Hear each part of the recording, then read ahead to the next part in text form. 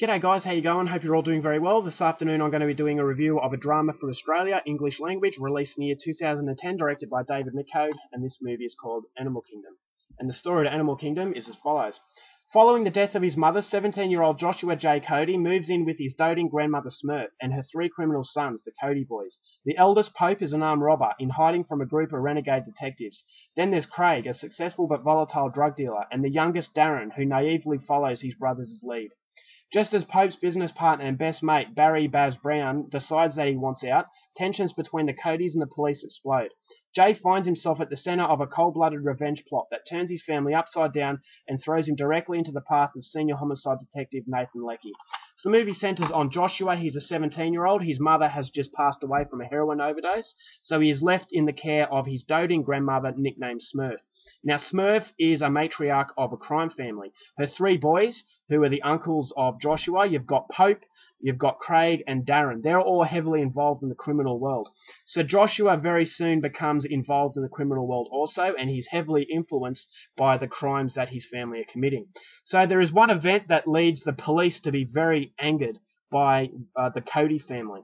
So they're on the pursuit of the family, and they're waiting for this family to make a mistake in order for them to get arrested. Now, this is where Joshua becomes involved. The police start questioning Joshua, and the family start to worry that Joshua might, blab his mouth off because he's young and he's scared. So this is where the family decide to take matters into their own hands, and this puts Joshua's life in grave danger. Now, a senior homicide detective, Nathan Leckie, he sees Joshua as an innocent boy and that he wants to save him from this family. So whether or not he is able to do this, that's something you're going to have to find out for yourself, because that's as far as I'm going with my synopsis. Now, my thoughts on the film. This one was really interesting. Now, obviously, this had gained a lot of attention, as more attention than your standard Australian film. The last film that got this much attention was Wolf Creek, and you all know about Wolf Creek, so I had really high expectation coming into this one, because it had been compared to Snowtown. Now, Snowtown was not anything like this film, but Snowtown and Animal Kingdom came out at around the same time, and they were competing against each other. So a lot of people said that this was by far the better film, but I had my hesitations, because although it got more accolades than Snowtown, it doesn't necessarily mean it's a better film. And after watching this movie, I can say that Snowtown was much better in what it was trying to do. Now, don't get me wrong, this is a well-made film, but the problem with it is that it was too dramatized. There was too much soap opera element in it. Now, what the difference between this and Snowtown? Snowtown wasn't afraid to be provocative. It wasn't afraid to put visuals out there to provoke a controversial response. Whereas this movie, it's all about the dialogue. It's all about family dynamics in a crime family. Now, that's good. But the problem is, so many Australian films have done the same sort of thing, and it really does indicate that Australian cinema play it safe all the time. So Snowtown comes out and it shocks you. So that movie really does test the limits, and it plays outside the box. But this movie came as a grave disappointment because of the fact that it had so much potential to be a very provocative crime thriller. Because this movie is loosely based off the Pettingill family. Now, if you're Australian and you know about Australian crime, the Pettingill family were one of the most horrific families going around. So this was loosely based off that, and I thought that the characters involved would be, psychopathic, just like the real Pettingill family. But I thought that it was much too watered down, and therefore it just comes across as a soap opera. Very good script, but the script doesn't save it from, dragging in certain areas. Now, the acting was fantastic. I will say that it does, it showcases the Australian talent. Jackie Weaver, who was nominated for an Oscar for her portrayal as Smurf, that is not overrated. I will say that her performance was absolutely phenomenal, especially in one particular scene that involves her trying to win over a corrupt police officer. I'll leave a link to that scene in the description bar below, because it's one of my favourite scenes of all time. I thought that scene alone basically warranted her an Oscar. That was just one of the most chilling scenes I've ever seen, without it, being a thrilling, it's just basically a scene of dialogue, but the way she does it is really chilling. So the acting was great. you've got Guy Pearce, Joel Edgerton, Ben Mendelsohn, all very good actors, and they all do a very good job.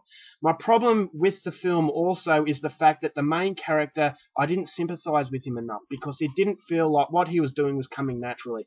Now, I will compare it to Snowtown once again. Snowtown, the main character, the young one, was fantastic, and that helped create so much emotion and so much fear, because you felt that his surroundings were corrupting him as an individual. Whereas in this movie, I just couldn't connect with the main character. Therefore, yes, the things that were happening were bad. His new environment was corrupting him, but I just didn't feel any sympathy because I didn't like him as a main character. I couldn't believe that this guy was innocent and that he was being, he was being torn apart. Now, yes, there were some emotional scenes, but I don't feel that his performance was as good as the performance in Snowtown.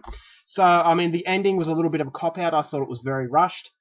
And I thought, it was a fairly good way to tie off loose ends, but it could have been done a lot better, and it could have been dragged out just a little bit more. It felt like the directors were out of time and money and just thought, okay, we'll just splash an ending there and end the film. So I thought the ending was a little bit of a cop-out, but then again, it's not the worst ending I've ever seen. So all in all, there are some scenes of violence, but they're very few and far between. It really is a script-dominant film.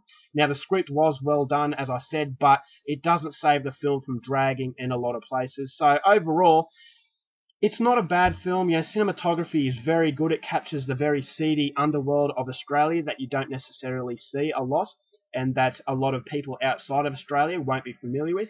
It creates a very boring suburban kind of crime family. The things I liked about it were the fact that it doesn't glamorise crime. It really reminded me of the way that Down Terrace was made. Down Terrace was a very similar film that was very script-driven, rather than, car chases and shootouts. So I actually feel Down Terrace was a little bit better, but the comparison I'm making is the fact that they're both not glamorizing crime, and they're saying that you will do the time if you do the crime, and that it's a very ugly sort of world. So I like the fact that it doesn't glorify it like a lot of American films do, but as I said, too many Australian films that take on the same sort of nature get the curse of soap opera. And unfortunately, this is my biggest criticism of the film, and it does, as far as I'm concerned, come across as a greatly overrated movie. So I don't share the love of the film, which is very disappointing. I wanted to love it, but I just couldn't. So I'm only going to give this one 3 stars. So that's 3 stars for Animal Kingdom. It comes recommended, but just don't really believe all the hype because it's not all that good. Alright guys, that's my review. I hope you enjoyed it. Till next time, keep watching movies, and I'll see you later.